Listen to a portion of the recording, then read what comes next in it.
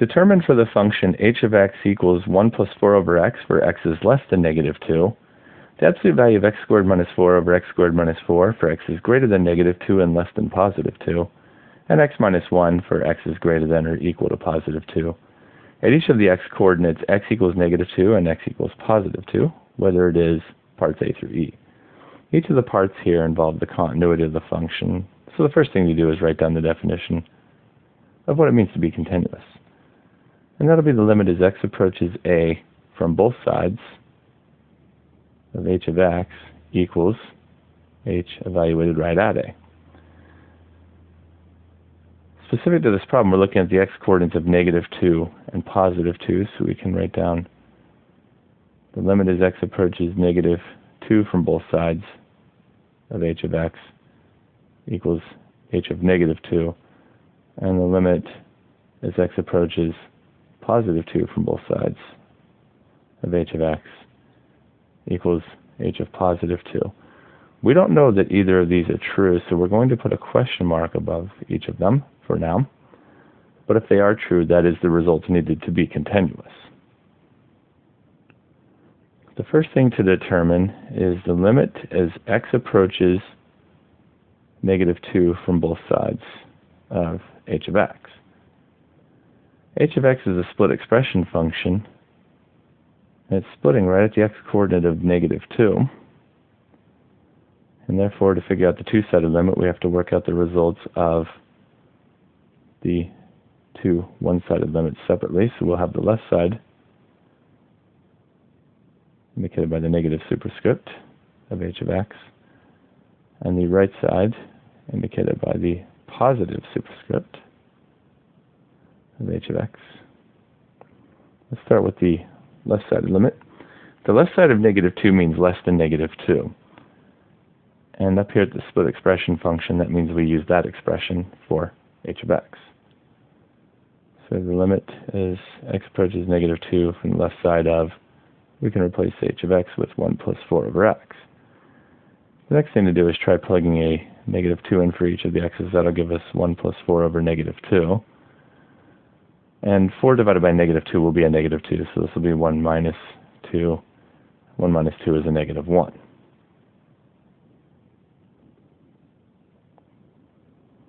Now we'll work out the right-sided limit. The right side of negative 2 means greater than negative 2, but close to negative 2. So we don't want to go bigger than 2. We want that expression.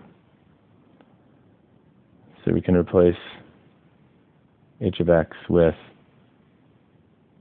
the absolute value of x squared minus 4 over x squared minus 4. The next thing to do is try plugging a negative 2 in for each of the x's, and that will give us the absolute value of negative 2 squared minus 4 over negative 2 squared minus 4. Well, negative 2 squared is a 4 minus a 4 is a 0. And we end up with the absolute value of 0 over 0. Since we have a 0 within the absolute values, we're going to look closer at the side we're approaching from. But before we do that, we can factor the numerator and denominator as differences of squares. They're the same expressions, so they factor into an x plus 2 times an x minus 2. In the numerator, it stays in the absolute values. In the denominator, it's not in absolute values. In the numerator, the absolute value of a product can be broken up into a product of absolute values. And we will want to do that because we're going to focus on the absolute value of what's making a 0. Now we have, in this problem, x approaching a negative 2. And that means it's the x plus 2 that's making a 0 if you plug negative 2 in for the x. So we're going to look a little closer at that absolute value there, the one that's making a 0 inside of it. We're approaching negative 2 from the right side here. And the right side of negative 2 means less negative than negative 2, like negative 1.99. And if you add that to 2, negative 1.99 plus 2, that's a positive number inside the absolute value. And that means the absolute values can be removed around just that expression. And since it's already positive, we keep it positive with a positive in front of it.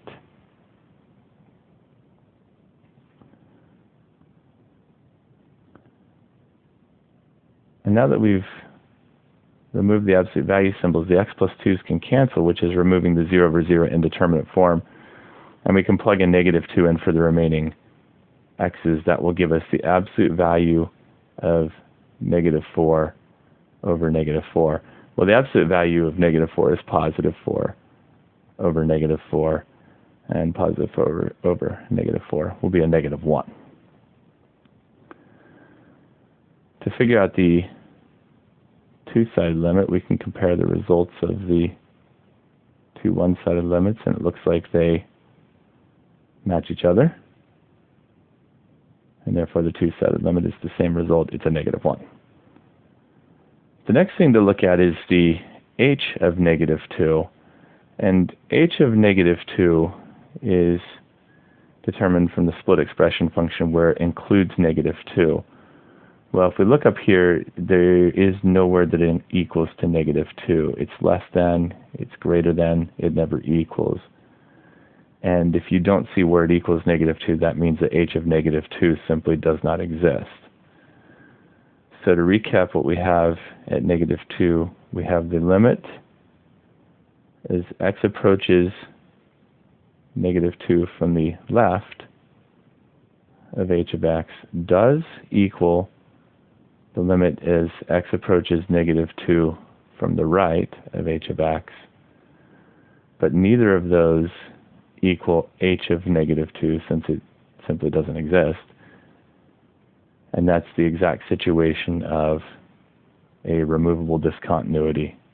It'll be situation B, and it'll be removable discontinuous at the x-coordinate of negative 2. Now let's look at the two-sided limit as x approaches to the positive 2 from both sides. Once again, h of x is a split expression function, and it's splitting right at the x-coordinate of positive 2 as well. So we will have to work out the two one-sided limits separately. So limit as x approaches positive 2 from the left side, and limit as x approaches positive 2 from the right side of h of x. Let's start with the left-sided limit. The left side of positive 2 means less than positive 2, but close. So we want to use this expression for h of x.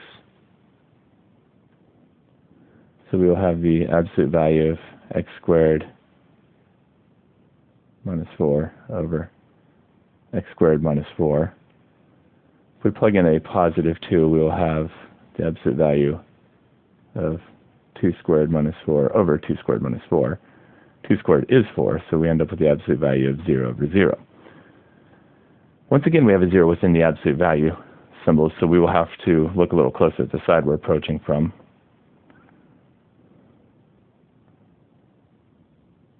And we will want to factor the numerator and denominator, and it will factor into a difference of squares into an x plus 2 times an x minus 2 in the numerator and denominator.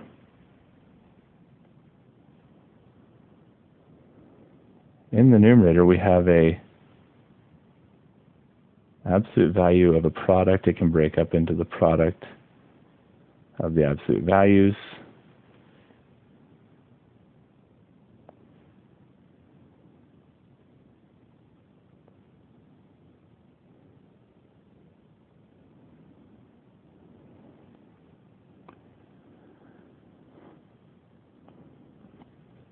Now, what's making 0 for x approaching a positive 2 is actually the x minus 2. We're looking here at that absolute value. That's the absolute value that's making 0. And we have x approaching positive 2 from the left side. That means less positive than 2, like positive 1.99. And if you plug that in for x, something less positive than 2, into that absolute value, you will have a negative number in the absolute value. And that means the absolute value symbols can be removed, but we have to multiply it by a negative to make it become a positive because it's negative inside of the absolute values. The absolute value ensures that it becomes positive by, if it's a negative, it will take the negative of it. Now the absolute value of x plus 2 we cannot do anything with, but the x minus 2 can come out of the absolute value with a negative. I just put the negative at the front there.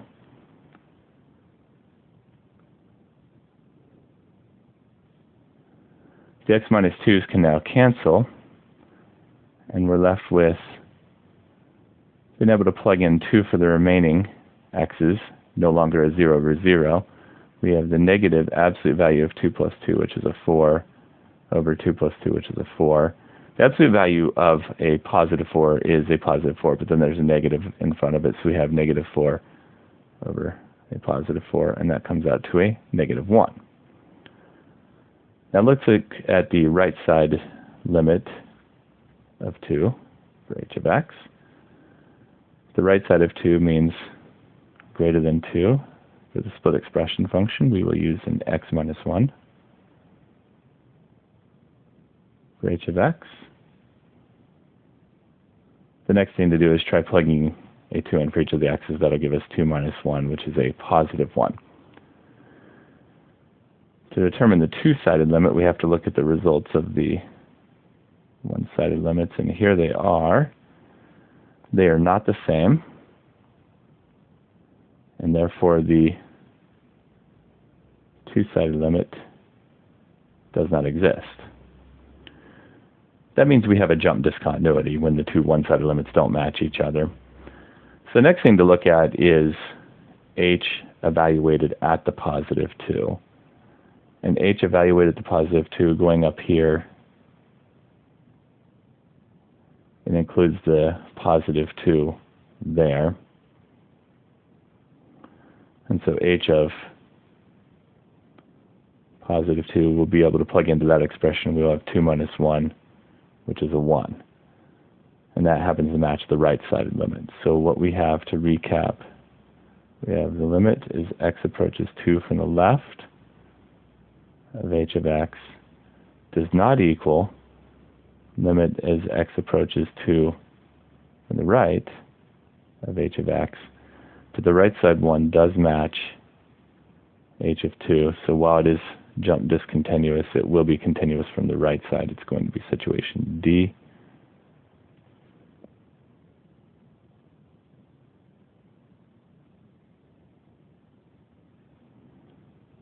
At the x coordinate of 2.